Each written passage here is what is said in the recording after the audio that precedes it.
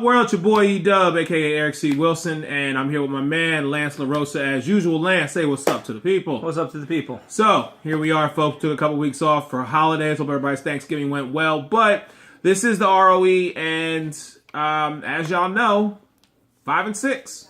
That's where we're sitting at right now. 5 games left. Winnable games, in my opinion. I know I predicted that we would go undefeated at home. Green Bay cost us that game on Monday night. More importantly, I got what I asked for.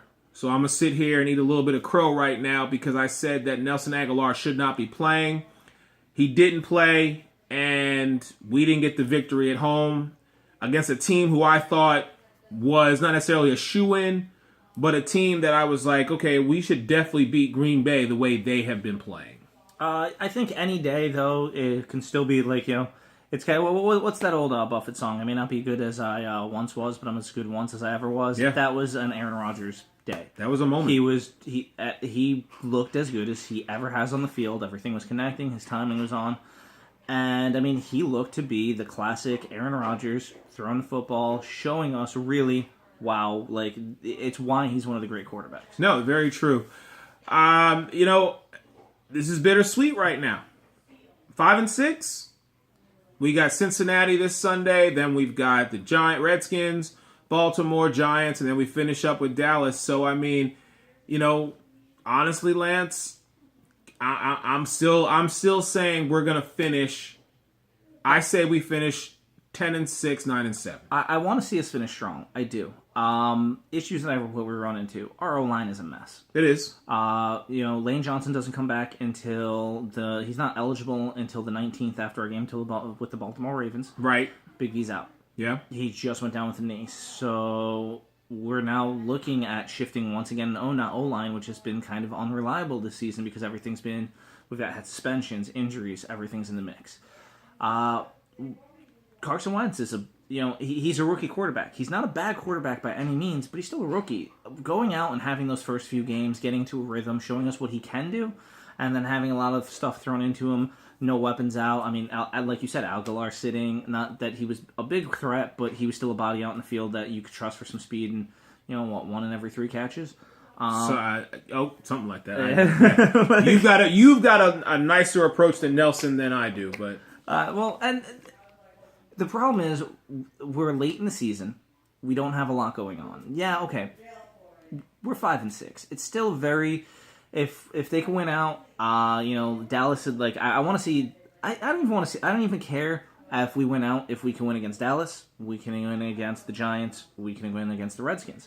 If we can manage to do all of that, I'm happy. Because at least in our division, we showed somewhat of a presence this year. Because previously looking at it, we haven't. We're coming up against the Bengals. Right. They're 3-7-1. Yeah. AJ Green is out. Yep.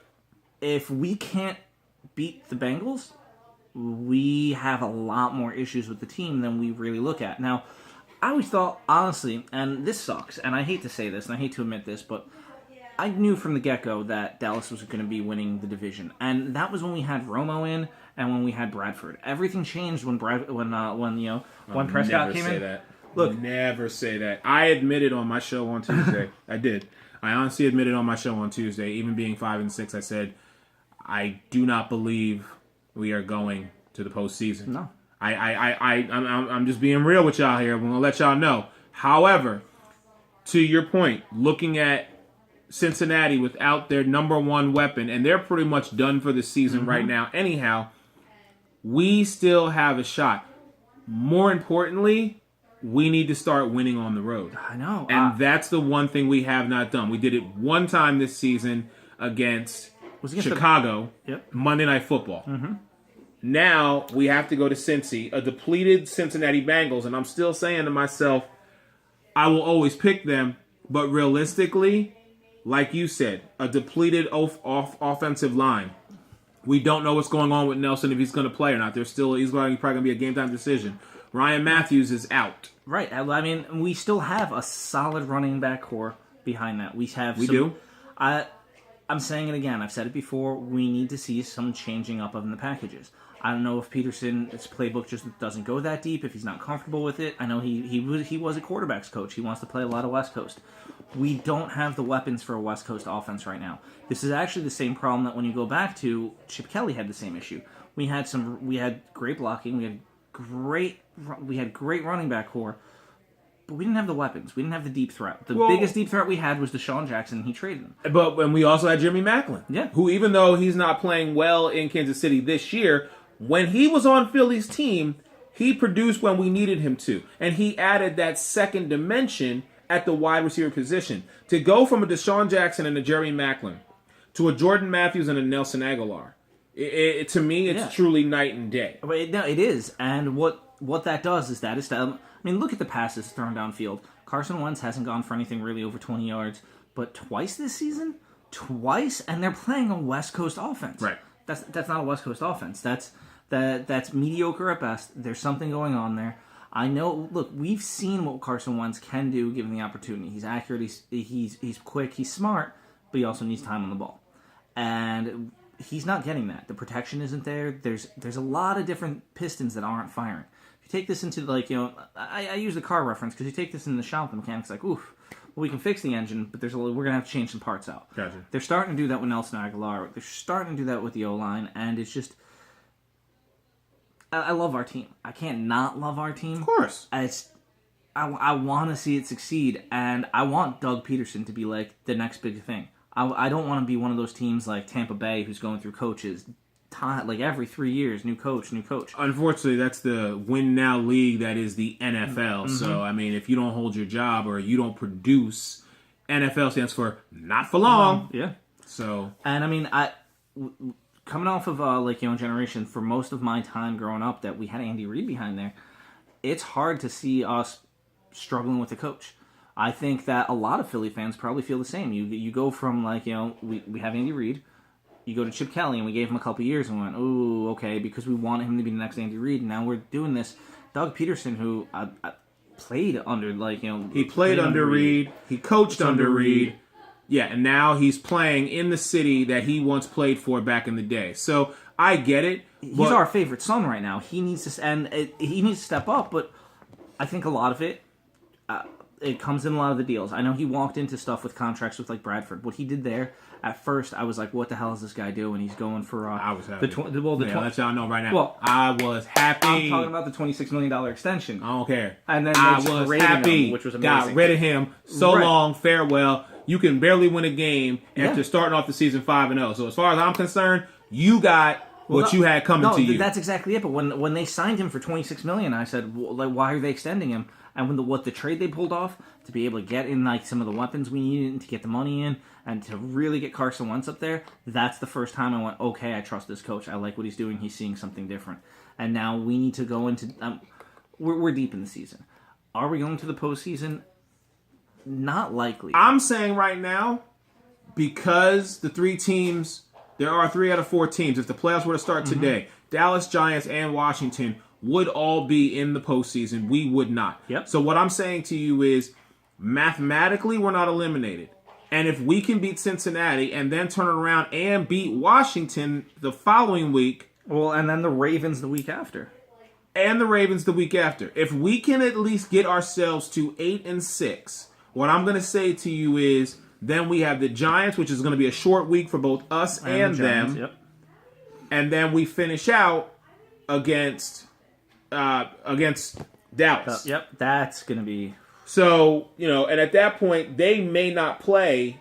What I'm hoping is, and I know this sounds silly, I think that we're going to be running up against the Dallas squad that isn't going to be caring by that point because they're going to hold enough of a record, and you're going to see them sitting a lot of their starters, which is probably going to give us a win and upset the league a little bit. And because then that'll get us in. Exactly. But then we're going to have to either go back to Detroit and play Detroit, or we're going to have to go play either Atlanta or Tampa. Which, listen, come to Tampa, please. And we'll definitely take that game. Not only would I take that game, I'm getting tickets. Oh, yeah, no, that's what I mean. We going to that. If it should happen that we get to play Tampa in the wild card weekend and it's here down in Tampa Bay, oh, you best believe your man Lance LaRosa and I will be front and center for that all day. but we still got to first get through Cincinnati. Yeah, we have to get through, and to do that, a couple of things that they're going to have to look towards. They don't have the deep threat that is AJ Green right now. Right. I mean, But they still have Tyler Eifert. They do. Which means he's now going to be really used. And see, the question is, do they take him and do they shift him over to the hot receiver around and put him in a role he's not used to playing, or do they just leave him as a threat and feature him more? They will. That's what happens. Tyler Eifert's not moving out of the tight end position. He will stay in that position. Oh, sorry. Yep. He will not move to a wide receiver. You're going to have guys like Brandon LaFell who's going to need to step up. I don't know who the backup is because Giovanni Bernard is out for Cincy. But our defense has, in my opinion, should have an easy day with Andy Dalton because of their record 3-7-1. And more importantly, he's not used to spreading the ball. Yeah. He's used to just finding A.J. Green down the field. Now that he doesn't have that, and he hasn't had that, he has to rely on his other receivers. These other receivers were just pawns. They were just decoys for A.J. Green. Because Andy Dalton knew no matter what, A.J. Green was going to find his way. Now, in the red zone, different story. He's got a guy like Eifert who can make the necessary moves to score for you. Well, but if our defense can hold Andy Dalton, it should be, to me, it's a no-brainer. Well, and let me clarify what I was talking about with Eifert. I'm not so much thinking that they're going to take their tight end, slide him into a wide receiver. What I'm thinking is you're going to start seeing more of a tight end use like you see Gronkowski. You're going to see more instead of really sitting back in protection, using all of that, he's now going to be that eligible hot receiver. Every play, you now have to cover him downfield. You're now taking that risk of if you're blitzing, that tight end is going to get free because he's going to be he's going to be running wide open and try to get the ball, and that's going to be a feature that it takes away that whereas AJ Green is providing that deep threat, he's providing those quick outs with a tight end. You're now looking at that big presence in the middle of the field, right? And it changes the way you cover the game. It changes whether how you're floating out there. You're not using just what kind of defense you're calling. And one of the things that I will say is it was and going back to the Green Bay game, actually, we didn't blitz as often as I expected we would be blitzing. We really saved those blitzes until the fourth quarter, and I don't know why we did that. Because we gave Aaron Rodgers so much time. No, actually we didn't. If you watch, because I watched, as I'm sure you did, start to finish, I watched that game. He released that ball so quickly.